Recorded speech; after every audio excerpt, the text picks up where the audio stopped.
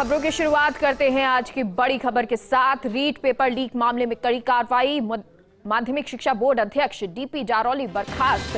सरकार ने बर्खास्तगी के आदेश जारी कर दिए हैं। कर्तव्यों की पालना में असफल बताया जा रहा है। एसीएस पवन कुमार गोयल ने यह आदेश जारी किए हैं। बोर्ड सचिव अरविंद सेंगवा को निलंबित किया गया है और ये वो कॉपी आपको दिखा रही हैं जिसमें बर्खास्तगी को कहा गया है। आदेश जो है वो जारी कर दिए गए हैं। बोर्ड सचिव अरविंद सेंगवा को निलंबित किया गया है। ये पूरा मामला रीट पेपर लीक का, जिसमें एसओजी लगातार जो है वो कार्रवाई कर रही है, पूछताछ कर रही है, जांच कर रही है और उसके बाद अब माध्यमिक शिक्षा बोर्ड के अध्यक्ष जारौली को बर्खास्त कर दिया गया है। और हमारे साथ सहयोगी नरेश शर्मा जुड़ गए हैं। नरेश, तो सरकार ने बर्खास्तगी के आदेश जारी कर दिए और सीएम ने इसके लिए ट्वीट भी किया है, साथ ही साथ कहा है कि आगे जो बिल है वो भी इसके लिए लाया जाएगा, नकल को रोकने के लिए।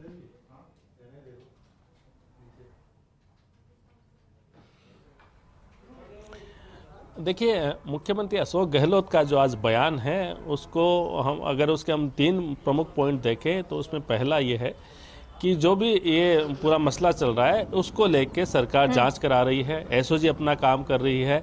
एसओजी ने कड़ी से कड़ी जोड़ के कई लोगों को पकड़ा है, जांच अभी चल रही है, पहली बात। साथ में जो भी अपने कर्तव्य के प्रति लापरवाह है उन पे गाज गिरी है।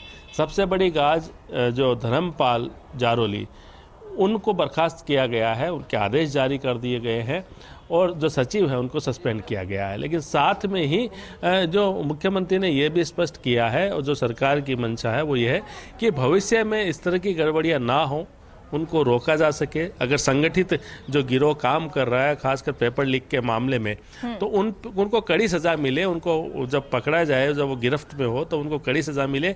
इसके लिए इसी विधानसभा सत्र में जो बजट सत्र है उसमें एक बिल लाया जाएगा। उस बिल में कड़े प्रावधान किए जाएंगे, कानून में कड़े प्रावधान किए जाएंगे, नकल को रोकने के लिए प्रावधान किए जाएंगे। पेपर लीक जैसी जो घटनाएं होती है उनको रोकने के लिए जो है ये कदम उठाए जा रहे हैं।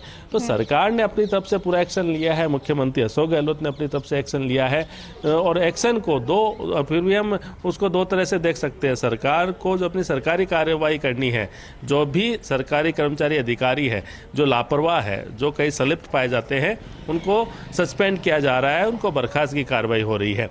और साथ में जो एसओजी है वो अपनी जांच कर रही है और एसओजी जो लगातार है वो उन लोगों को पकड़ रही है जो पेपर लीक मामले में संलिप्त पाए गए थे।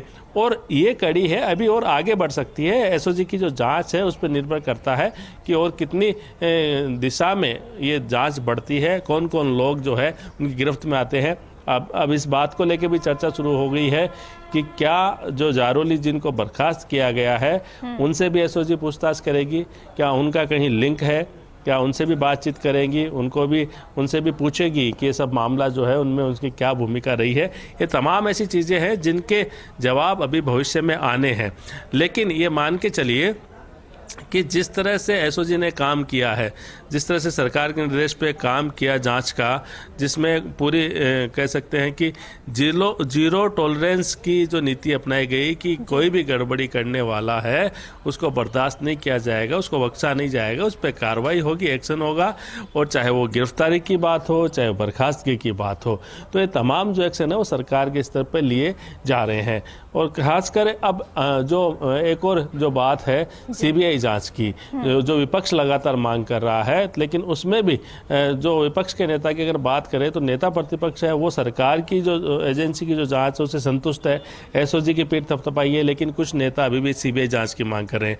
तो उसमें ये बड़ा सवाल ये है कि सरकार इसको लेके अब आगे क्या फैसला करती है। हालांकि संकेत ये मिले हैं कि जांच एसओजी ही करेगी, सीबीआई को इस मामले को रेफर करने की फिलहाल कोई संकेत नहीं है, क्योंकि एसओजी अपना काम कर रही है। एसओजी ने पूरा मामला खोला है, एसओजी ने लोगों को पकड़ा है और उसी कारण से सारी कार्रवाई हुई है। दूसरी जो बात है कि क्या परीक्षा रद्द होगी, परीक्षा फिर से होगी, इस बात को लेके अभी पूरा फिर से एक डिस्कशन होगा, लेकिन उम्मीद इस बात की कम है क्योंकि एसओजी क्या रिपोर्ट देती है, कितने स्तर पे पेपर लीक हुआ है, कहाँ कहाँ बटा है, कितने स्तर पे बटा है, इन तमाम चीज़ों को देखने के बाद इस पे फैसला होगा। जी, और कौन सा पेपर का जो लिफाफा है वो बटा है, क्या कुछ रहा है, ये तमाम चीजें देखी जाएगी। लेकिन अभी जो मुख्यमंत्री हैं उनका यही कहना है कि आगे जो जांच है फ्री हैंड, क्योंकि एसओजी को दिया गया है, जो आज अगर जांच आगे भी जाती है तो वो जांच आगे भी करवाई जाएगी और देखा जाएगा कि कौन कौन इसमें संलिप्त है, उन सभी की गिरफ्तारी भी की जाएगी। हमारे साथ सहयोगी सत्यनारायण भी जुड़ गए हैं। सत्यनारायण, क्योंकि कहा जा रहा है कि अब जारौली की कभी भी गिरफ्तारी हो सकती है, उसको लेकर क्या आप कुछ जानकारी है? साथ ही साथ अब ये जांच जो है एसओजी जो कर रही है, क्योंकि अध्यक्ष तक पहुंची है, तो ऐसे में क्या और भी जांच में पूछताछ हो सकती है?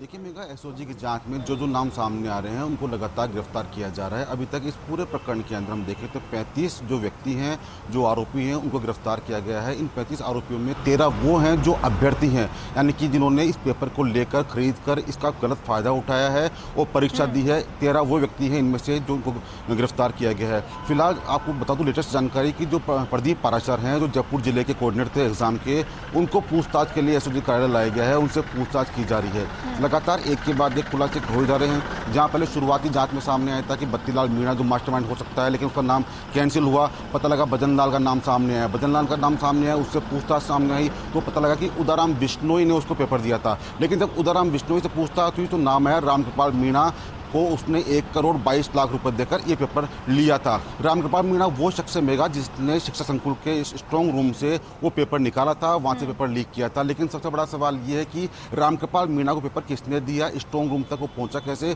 और स्ट्रॉन्ग रूम तक पेपर पहुंचने के बाद में रामकृपाल मीणा ने अपने मोबाइल में कितनी बार उसको क्लिक किया और कितने व्हाट्सएप ग्रुप के अंदर वो पेपर पहुंचा है। तो इसकी जाँच भी जारी है। और जो प्रदीप पाराशर है, जो जयपुर जिले कोऑर्डिनेटर थे, उनसे पूछताछ की जा रही है। संभवतः आज शाम तक उनकी गिरफ्तारी हो सकती है। दूसरी ओर है जारौली जिनको बर्खास्त किया गया है, उनके ऊपर भी गिरफ्तारी की तलवार लटक रही है। खुद एडीजी एटीएस जो है अशोक राठौड़, उनका साफ कहना है कि इस जो पेपर लीक प्रकरण के अंदर जो भी व्यक्ति शामिल है उनको बख्शा नहीं जाएगा। लेकिन उन्होंने साफ स्पष्ट किया है कि पेपर लीक कैसे हुआ है।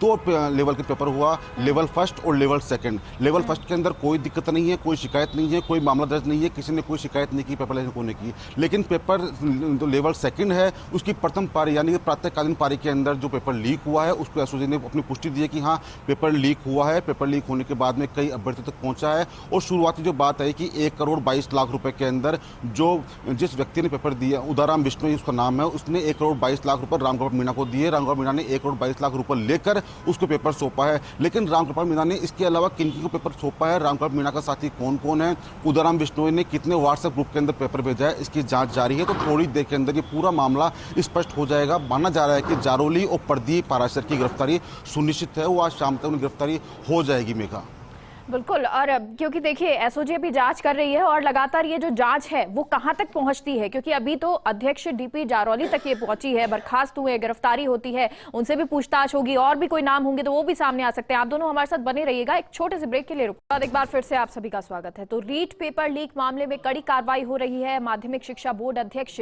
डीपी जारौली को बर्खास्त कर दिया गया है और लगातार ये जो जांच है एसओजी की तरफ से की जा रही है। हमारे सहयोगी बने हुए हैं नरेश, क्योंकि जो बर्खास्तगी है वो तो कर दी गई है, अब गिरफ्तारी भी होगी, लेकिन क्योंकि जो पहले ये कहा जा रहा था कि कोई पेपर लीक नहीं हुआ है, अब क्योंकि जब ये साफ हो गया है कि पेपर लीक है, तो क्या ऐसे में इस पेपर को निरस्त किया जाएगा, ये परीक्षा दोबारा होगी?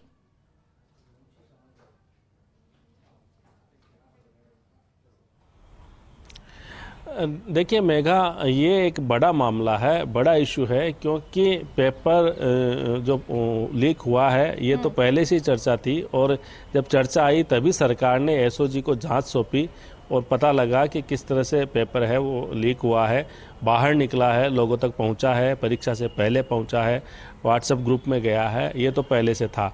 लेकिन एसओजी जांच ये कर रही थी कि किन किन ने किया है, कौन इसमें शामिल है, तो उन शामिल होने वालों को पकड़ रही थी, तो उसमें काफ़ी सफलताएं मिली है।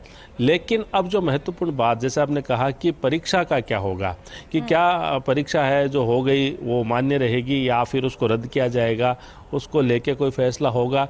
तो देखिए अभी जो है इस मामले में एक रिपोर्ट तैयार की जा रही है एसओजी के द्वारा, और जिसमें ये रिपोर्ट मुख्यमंत्री के पास भी आएगी, जिसमें बताया जाएगा कि किस स्तर तक जो है ये पेपर पहुंचा है।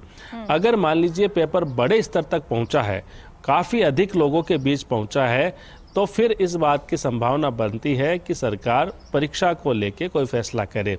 लेकिन अगर संख्या सीमित है, कम लोगों के पास पहुंचा है, तो उसमें फिर दूसरे विकल्प पे विचार किया जा सकता है। क्योंकि देखिए कि कुछ लोगों तक अगर पेपर है पहुंचा है, तो फिर जो लाखों लोगों ने जो परीक्षा दी है, हजारों युवाओं ने जो परीक्षा पास की है, उनके भविष्य का क्या होगा। तो इन तमाम जो पहलू है उनको देखते हुए ही सरकार फैसला लेगी। लेकिन हाँ, ये जरूर है कि रीट परीक्षा को लेकर सवाल खड़े हुए हैं, और ये भी सही है कि पेपर लीक हुआ है, पेपर बाहर निकला है और लोगों ने पेपर को बेचा भी है, पैसे चले हैं इसमें। लेकिन बड़ा सवाल ये है कि जिन्होंने परीक्षा पास की है, जिन्होंने ऐसे हजारों हैं जिन्होंने अपनी मेहनत से पास की है, जिन्होंने पेपर लीक में वो शामिल नहीं थे, अपनी तैयारी की थी, उसके बाद उन्होंने अपने दम पे परीक्षा पास की, उनका क्या होगा अगर परीक्षा रद्द होती है। तो ये ऐसे कई पहलू है, उन सब तो पे बहुत सारे सवाल हैं जो अब उठ रहे हैं, और उन सवालों का जवाब धीरे धीरे जैसे ये जांच पहुंचेगी अपने फाइनल स्टेज पर तब पता चलेगा। सत्यनारायण, क्योंकि डीपी जारौली जिन्होंने ये कहा कि राजनीतिक संरक्षण के बिना ये सब संभव नहीं है, अभी जब गिरफ्तारी होगी, एसओजी की तरफ से पूछताछ होगी, तो क्या कोई और बड़े नाम सामने आ सकते हैं?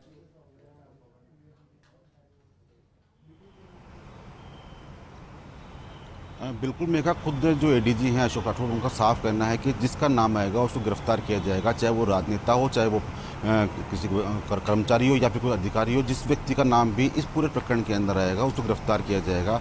जब एसओजी को जांच सौंपी गई थी तो विपक्ष का ये कहना था कि एसओजी सरकार का एक पार्ट है, एसओजी इसको लीक नहीं बताएगी। लेकिन एसओजी ने इस पर मुहर लगाई कि हाँ, पेपर लीक हुआ है, और जाँच के दौरान जो व्यक्ति का नाम सामने है उनको गिरफ्तार किया गया। जो मास्टरमाइंड था रामकृपाल मीणा, उसको भी एसओजी ने गिरफ्तार कर लिया। लेकिन बड़ा सवाल ये है मेघा कि रामकृपाल मीणा ने शिक्षा संकुल के जो स्ट्रांग रूम में वहाँ से पेपर निकाला था, तो वहाँ पर उसका साथी कौन है, कौन जो वो व्यक्ति, कौन वो अधिकारी है जिसने रामकृपाल मीणा को पेपर दिया था।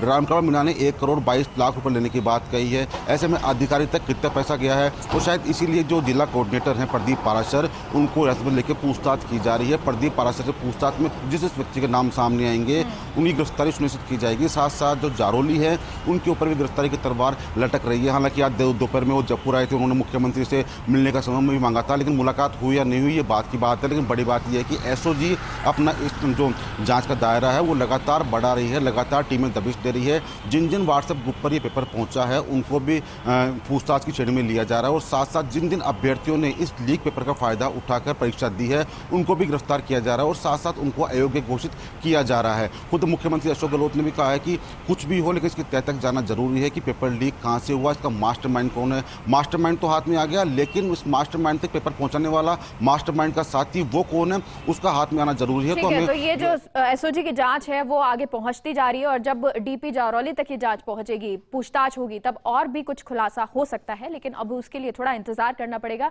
एसओजी, क्योंकि लगातार जांच है वो कर रही है।